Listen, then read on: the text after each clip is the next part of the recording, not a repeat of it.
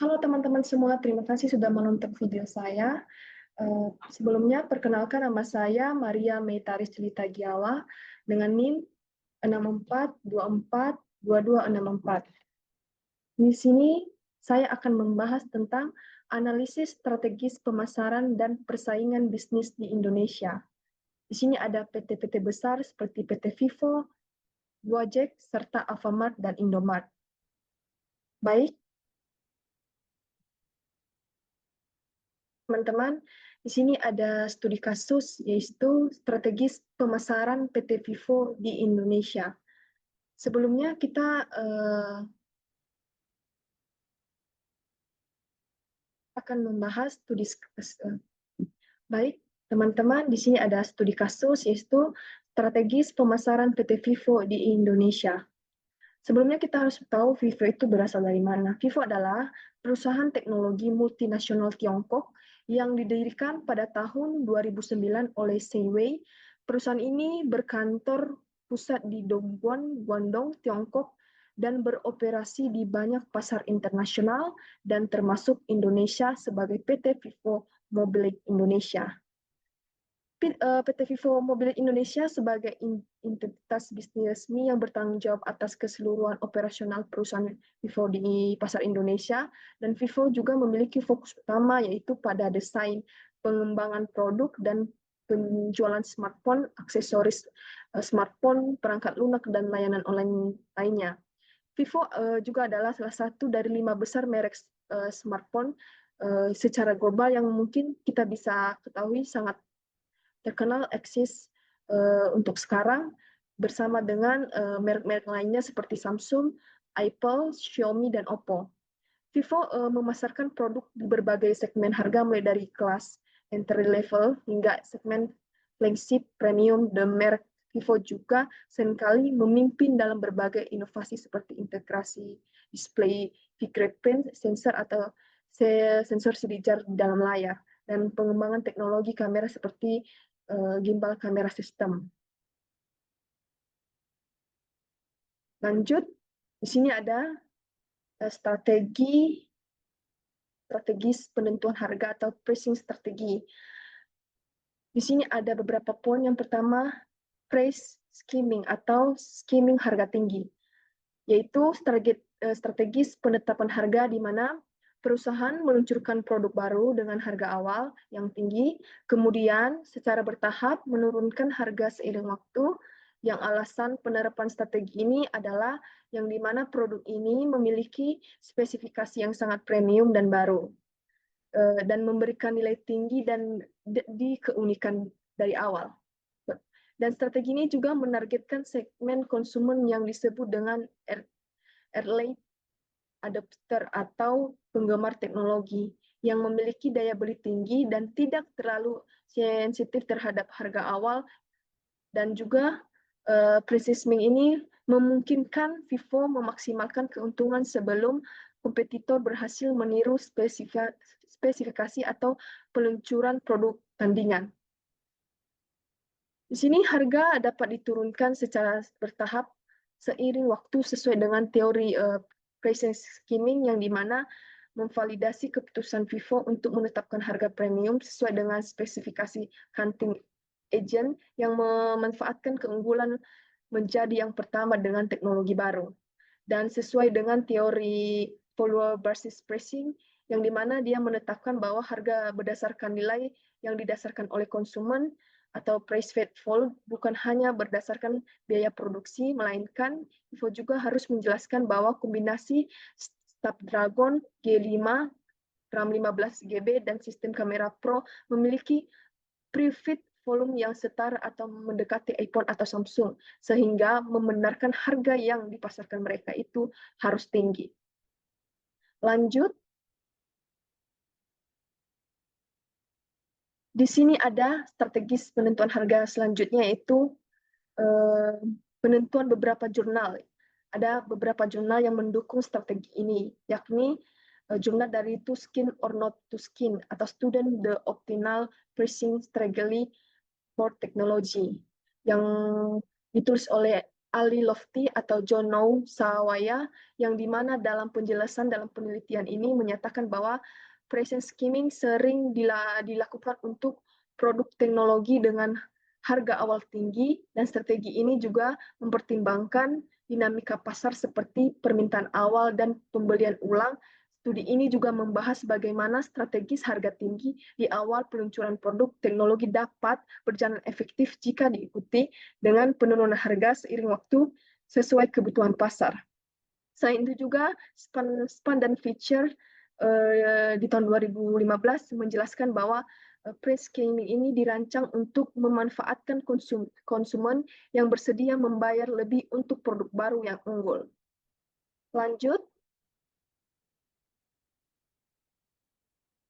strategis memenangkan pasar kompetitif. Adapun strategi-strategis yang dilakukan oleh Vivo untuk memenangkan pasar kompetitif di antara pesaing-pesaing besar lainnya.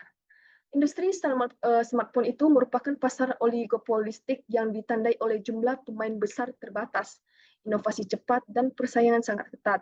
Perang produk terjadi pada 3 dimensi utama, yaitu dalam fitur, harga, dan kesedaran merek, yang dimana terjadi perang pro fitur yang bersaing terjadi di kamera OP, OIS, dan sensor, chipset, dan kecepatan pengisian daya. Sedangkan Samsung fokus pada ekosistem, sedangkan iPhone fokus pada optimasi software atau ekosistem, sedangkan Xiaomi fokus pada price to performance, dan Vivo harus menargetkan keunggulannya di kamera atau RAM, dan yang kedua pada harga di mana Samsung dan iPhone berada di puncak premium. Xiaomi dan Realme bersaing di segmen volume, namun kini merambat ke flagship. Vivo harus memposisikan sedikit di bawah iPhone dan Samsung, tetapi tidak atas pesaing Tiongkok lainnya untuk membenarkan bahwa price skimming ini yang kedua perang harga di mana Samsung dan iPhone berada di puncak premium. Vivo juga harus memposisikan sedikit di bawah iPhone. Selanjutnya di sini ada strategis kemenangan pasar posesif, yang adapun beberapa strategis yang dilakukan. Yang pertama ada diferensiasi produk, yang dimana Vivo berfokus kepada kamera pro, yang mana Vivo menggunakan kamera premium Xiaomi IMX921 sebagai equally selling dan proposition. Yang kedua, strategis distribusi eksklusif, yang tujuannya strategis ini yaitu untuk membangun experience store premium untuk membangun citra merek flagship, tidak hanya mengandalkan toko retail umum. Yang ketiga, pemasaran endorser atau kemitraan, yang itu di mana komunikasi pemasaran dengan pemanfaat figur yang memiliki keahlian, kredibilitas, dan pengaruh untuk menyampaikan nilai produk kepada konsumen. Seperti yang dikemukakan oleh Potter 1985 yang menjelaskan bahwa dalam industri teknologi tinggi, perusahaan lebih efektif bersaing melalui strategis diferensiasi, yaitu menciptakan keunikan produk yang bernilai bagi konsumen, bukan melalui harga murah. Dan menurut Iker Joksob 2001 dalam jurnalnya Of the Marketing Research, hasil penelitiannya menunjukkan bahwa brand equity berpengaruh positif dan signifikan terhadap kinerja pasar perusahaan teknologi. Untuk kasus pertama sudah saya jelaskan, yang selanjutnya saya akan menjelaskan kasus yang kedua, yaitu strategis bisnis transformasi online Gojek. Sebelumnya saya akan menjelaskan apa itu Gojek. Gojek adalah perusahaan transportasi online berbasis aplikasi yang bersifat hipotensi atau studi kasus akademik. Gojek ini digunakan untuk menganalisis strategis bisnis dan pemasaran dalam menghadapi persaingan ketat dengan Grab, Gojek, dan Maxim, yang berfungsi untuk platform layanan transportasi online yang menghubungkan pengemudi atau drive dan pengguna jasa melalui aplikasi, yang layanan utamanya adalah seperti ojek online, pengantaran barang, dan layanan pendukung lainnya. yang tujuan bisnisnya adalah menciptakan keuntungan perusahaan, memberikan penghasilan yang adil bagi drive serta harga terjangkau bagi konsumen. Selanjutnya di sini ada analisis SOWT Juan Cek. Yang pertama ada S atau strength atau kekuatan, yang dimana fleksibilitas operasional atau birokrasi lebih sedikit, potensi menawarkan inisiatif pengemudi yang lebih tinggi atau fokus pada loyalitas mitra. Yang poin-poinnya adalah fleksibilitas, yaitu operasional dan struktur biaya yang lebih ramping, fokus lokal, pemanahan kebutuhan regional yang lebih baik. Ketiga, ada potensi penawaran inisiatif yang lebih adil untuk drive atau menarik mitra baru, dan agile atau cepat beradaptasi dengan fitur dan promosi lokal. Yang kedua ada weakness atau kelemahan, yaitu skala operasional kecil atau brand awareness nol, modal terbatas, jaringan atau pengemudi dan konsumen minim, yang dimana ada poin brand awareness rendah, terus belum terbentuk, modal dan skala operasional lebih sedikit, keterbatasan subsidi dan diskon jangka panjang juga sedikit, ketersediaan layanan ekosistem atau pengantaran makanan finansial dan lain terbatas, dan risiko operasional teknologi layanan pelanggan itu belum matang. Lanjut, ada O, opportunity atau peluang, di mana fokus pada jeruk pasar atau niche market yang belum terlayani, misalnya transportasi barang berukuran besar, regulasi yang membuka peluang bagi pemain baru di daerah tertentu. Adapun poin-poinnya yaitu penetrasian di kota-kota yang kurang terlayani pemain besar, kemitraan lokal seperti warung, toko, koperasi untuk ekosistem mikro. Yang ketiga, segmentasi drive friendly yang position, suitability, dan free play. Ketiga, peluang diferensiasi layanan khusus, layanan antar paket, B2B, dan layanan keamanan ekstra. Selanjutnya ada trade atau ancaman, di mana dominasi Gojek dan Grab lebih berefek jaringan kuat, sedangkan perang harga yang merusak regulasi daerah yang ketat, yaitu di mana ada poinnya dominasi Gojek itu dan Grab dalam ekosistem dan loyalitas pengguna, di mana peran aktif, promosi agresif dari pemain-pemain besar, regulasi daerah nasional yang berubah-ubah, risiko co-drive jika inisiatif tidak berkelanjutan. Selanjutnya, di sini ada perbandingan SWOT Cuk dengan Gojek dan Grab. Berdasarkan hasil analisis SOWT dalam perbandingannya dengan Gojek dan Grab, dapat disimpulkan bahwa Gojek berada pada posisi niche player dengan fokus pada pasar lokal, khususnya kota kecil dan menengah. Gojek ini tidak memiliki keunggulan dari sisi skala, modal, maupun kekuatan merek untuk bersaing langsung dengan market leader. Namun demikian, Gojek ini memiliki peluang strategis melalui fleksibilitas operasional, kedekatan dengan komunitas lokal, serta potensi kemitraan yang lebih adil dengan pengemudi. Dan oleh karena itu, strategi yang paling rasional berkelanjutan bagi Gojek adalah strategis fokus market strategy dengan diferensi layanan terbatas kebutuhan lokal, bukan perang harga atau ekspansi nasional yang berisiko tinggi. Pendekatan memungkinkan Gojek membangun loyalitas pasar, efisiensi biaya, dan keunggulan kompetitif yang realistis sesuai dengan hasil analisis SOWT. Atau bisa dikatakan bahwa Gojek Grab memiliki S yang menjadi W bagi Gojek atau jaringan luas ekosistem modal besar, namun Gojek dan Grab memiliki W yang menjadi O bagi Gojek atau birokrasi lambat, potensi ketidakpuasan mitra konsumen di layanan spesifik. Lanjut, sini ada segmentasi, targeting, dan positioning atau STP. Yang pertama ada segmentasi, ada beberapa segmentasi. Yang pertama ada segmentasi geografi, yang dimana kota satelit yang kurang terlayani oleh Gojek atau Grab, atau daerah yang sangat minim online. Yang kedua ada segmentasi demografi, yang dimana profesional muda dari umur 25 sampai 35 tahun yang mengandalkan pengiriman barang atau dokumen cepat atau instant courier. Yang ketiga ada segmentasi psikografi, yang dimana konsumen yang mencari layanan yang reliability, terpercaya, rela membayar sedikit lebih mahal untuk kecepatan dan keamanan. Dan yang terakhir segmentasi perilaku yang mana pengguna yang sering menggunakan layanan instan, kurir, dan butuh layanan B2B ringan. Lanjut, strategis target alternate market atau niche market.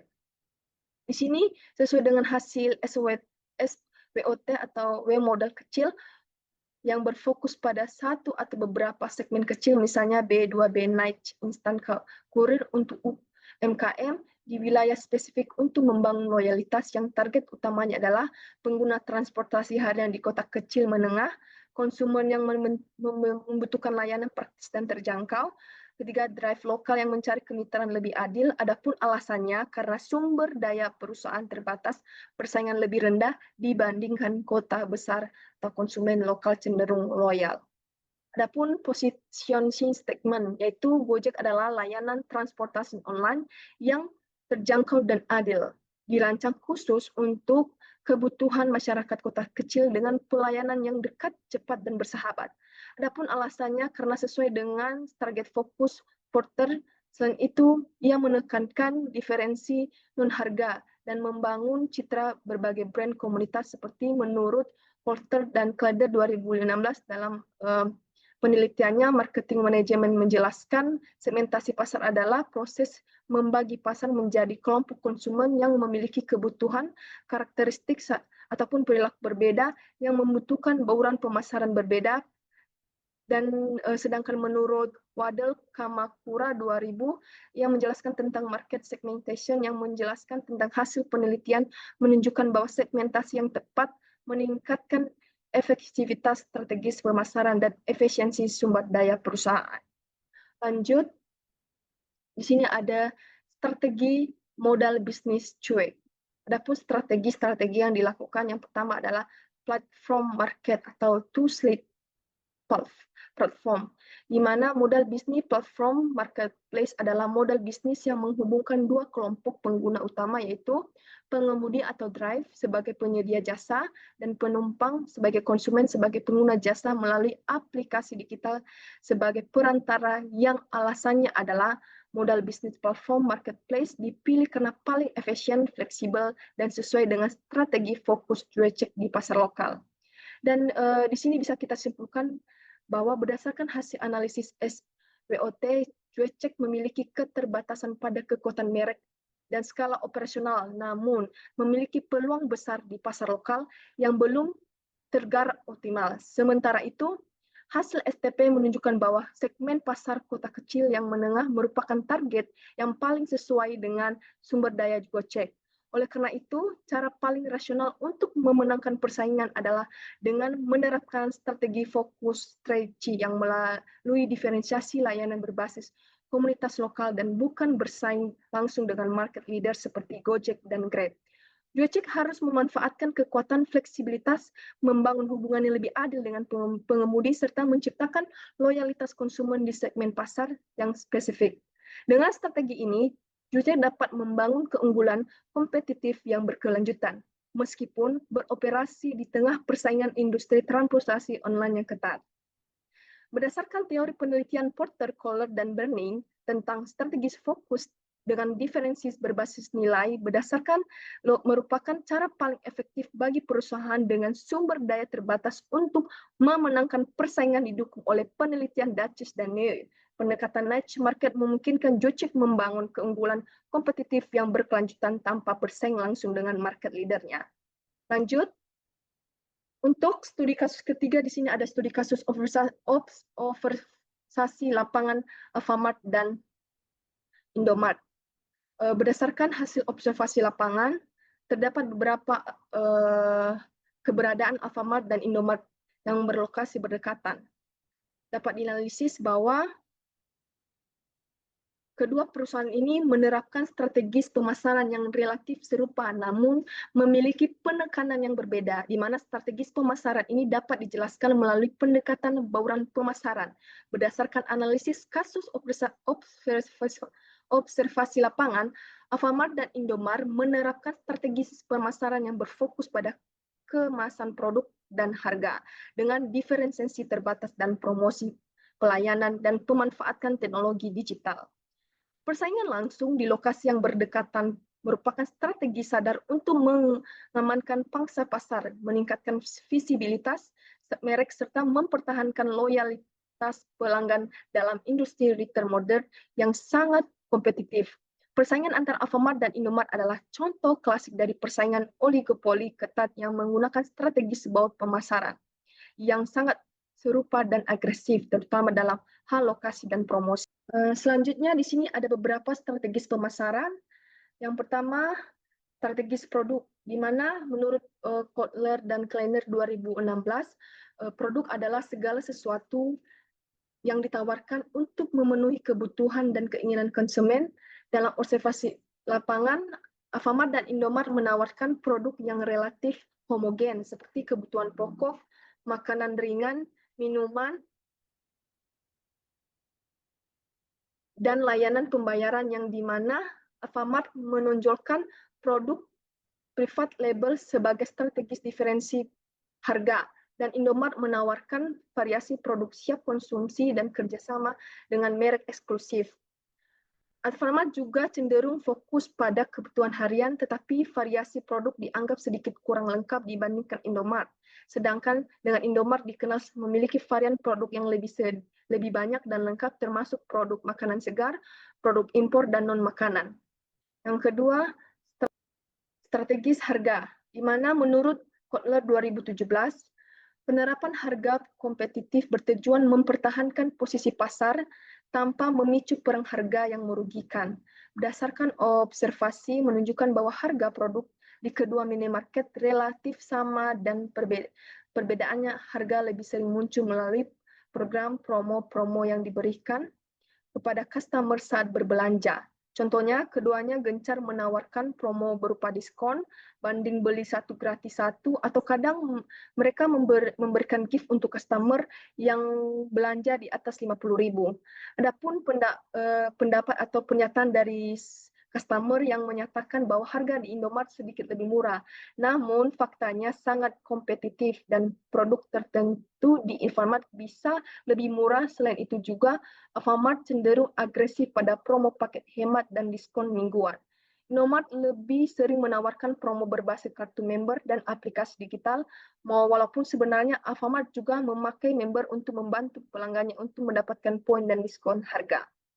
Lanjut, di sini ada strategi tempat dan atau lokasi, yang dimana hasil observasi lapangan menunjukkan bahwa kedua gerai sering berlokasi sangat dekat. Hal ini merupakan penerapan strategi head-to-head atau competition, di mana perusahaan memiliki atau memilih menghadapi pesaing secara langsung di lokasi dengan potensi pasar tinggi.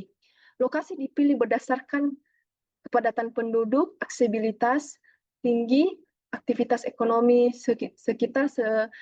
Strategi ini sejalan dengan pendapat Hotelling Slough yang menjelaskan kecenderungan perusahaan memilih lokasi dekat pesaing untuk memaksimalkan pasar.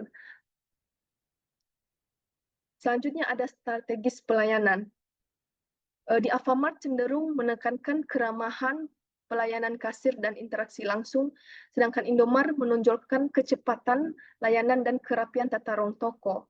Indomart ini menggunakan pelayanan untuk mendukung strategi tempat ketiga, yang dimana selain rumah dan kantor, dengan fokus pada kenyamanan dan fasilitas yang mendorong pelanggan untuk menghabiskan waktu lebih lama dan membeli produk tambahan seperti kopi atau makanan-makanan lainnya. Alfamart juga menggunakan layanan untuk mendukung strategi atau penjualan massa dan loyalitas dengan fokus pada keramahan yang proaktif, upselling yang agresif di kasir, dan penguatan program kartu member untuk mendorong repurchase yang loyal. Selanjutnya, adapun beberapa keunggulan ataupun kelemahan setiap Indomart dan Alfamart. Yang pertama, di Indomart, keunggulannya yaitu sering menawarkan promo harga diskon yang lebih banyak dan bervariasi, terutama untuk produk banding atau tebus murah. Kedua, memiliki layanan yang lebih lengkap, termasuk berbagai jenis pembayaran e-commerce, layanan transfer, dan tarik tunai. Yang ketiga, ada produk private label atau merek sendiri, seperti air mineral atau tisu. Orang-orang sering kali menganggap bahwa kualitas yang lebih baik itu berasal dari merek sendiri.